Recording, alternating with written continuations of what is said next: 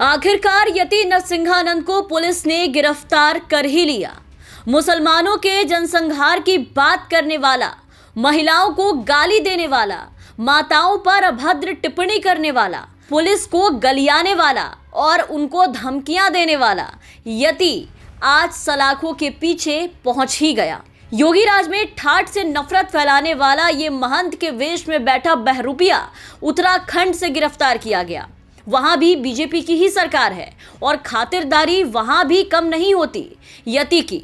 लेकिन इस बार यति की इस अति पर सुप्रीम कोर्ट का डंडा चल गया, जिसके वजह से भाजपा की सारी राज्य सरकारें पूरी तरीके से लाचार और बेबस हो गई और ये सुप्रीम कोर्ट का डंडा इतनी जोर का बजा कि यति गिरफ्तार हो गया।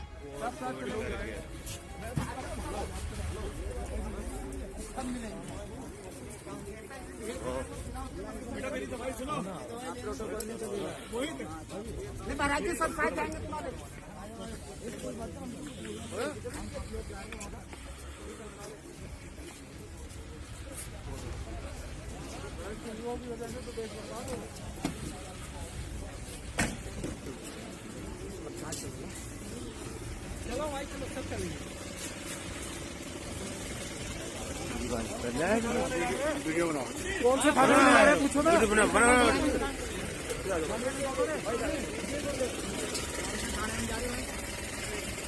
कौन से थाने के लिए जा रहे हो?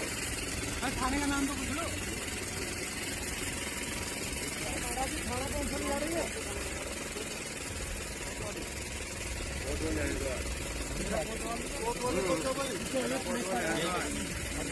किसी क्षेत्र की कोर्ट वाली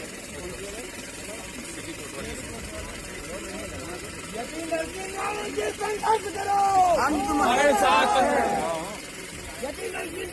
संघर्ष करो, हम तुम्हारे साथ हैं। हर हर। हरिद्वार धर्म संसद में मुसलमानों के जनसंहार की धमकी देने के आरोप में उसके खिलाफ एफआईआर तो बहुत पहले ही दर्ज थे, लेकिन पुलिस उसे गिरफ्तार नहीं कर पा रही थी क्योंकि इसे सत्ता का भरपूर संरक्षण प्राप्त था।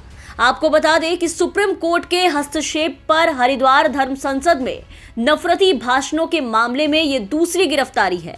इस मामले में बीते दिनों ही पुलिस ने जितेंद्र नारायण त्यागी उर्फ वसीम रिजवी को पहली गिरफ्तारी की थी और इस कथित संत ने तभी पुलिस वालों से कहा था कि तुम सब मारे जाओगे, तुम्हारे बच्चे भी मारे जाएंगे, जबकि इसके पहले इसने पुलिस वालों को अपना आदमी बताया था, योगी सरकार को अपना दोस्त बताया था कि भाजपा के राज में हमें संरक्षण मिला है। नरसिंहानंद सरस्वती उन 10 लोगों से ज्यादा लोगों में शामिल है जिनके नाम उन भाषणों को लेकर दर्ज एफआईआर में है, जिनमें मुसलमानों के नरसंहार और हथियारों का इस्तेमाल करने का आह्वान किया गया था। लोगों को मुसलमानों को काटने के लिए उकसाया गया था। पुलिस ने उसके और त्यागी के अलावे एक और कथित धर्म गुरु साध्वी अन्नपूर्णा पर भी एफआईआर दर्ज की थी। ये सभी मिलकर भाजपा के राज में धर्म संसद का आयोजन करके धर्म के नाम पर नफरत फैलाने का काम करते हैं। इस तरह के आयोजन कर करके लोगों में देश के मुसलमानों के खिलाफ नफरत और जहर घोलने का काम कर रहे थे। लोगों से उन्हें मारने, काटने, देश से मिटाने और खत्म कर देने जैसी घटिया बातें करते थे। इसकी शपथ लोगों को दिलवाते थे और उन्हें मुसलमानों के जनसंहार के लिए उकसाते थे कि हथियार उठाओ और देश के मुसलमानों का जनसंहार करो, जिसमें भाजपा राज में इन लोगों के ऊपर कोई भी कार्रवाई नहीं होती थी, बल्कि उल्टा ऐसे लोगों को, ऐसे नफरतबाजों को संरक्षण मिलता था कि ये और अपनी मनमानी खुलकर कर सके, और ये कर रहे थे। यति अक्सर खुलकर लोगों के सामने खुद को मिले योगी राज में संरक्षण की बात कबूल करते दिखाई दे चुका है। इसके कई वीडियो सामने आ चुके हैं जिसमें ये खुलकर लोगों के सामने ये बताता फिर रहा था कि भाजपा के राज में पुलिस उसका कुछ नहीं बिगाड़ सकती।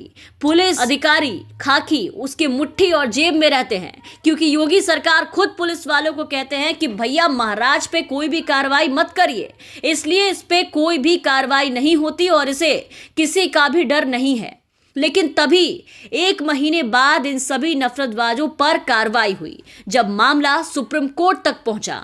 जब सुप्रीम कोर्ट ने उत्तराखंड सरकार को मामले में की गई कार्रवाई पर 10 दिनों के भीतर एक हलफनामा प्रस्तुत करने का निर्देश दिया, तब जाकर के राज्य सरकार घबराई और नींद से जागी। राज्य सरकार के साथ साथ पुलिस भी हरकत में आई और हरिद्वार हेट स्पीच मामले में वसीम रिजवी उर्फ जितेंद्र त्यागी और धर्मगुरु यति नरसिंहानंद गिरी को उत्तराखंड पुलिस ने गिरफ्तार कर लिया है, क्योंकि इस मामले में कार्रवाई करने के लिए उत्तराखंड सरकार पर दबाव लगातार पड़ता रहा था। इस पूरे मामले में बीजेपी की सरकार की जमकर आलोचना हो रही थी। विपक्ष इस मुद्दे पर राज्य सरकार के अलावा प्रधानमंत्री नरेंद्र मोदी पर भी हमलावर था और मामला सुप्रीम कोर्ट पहुंचा।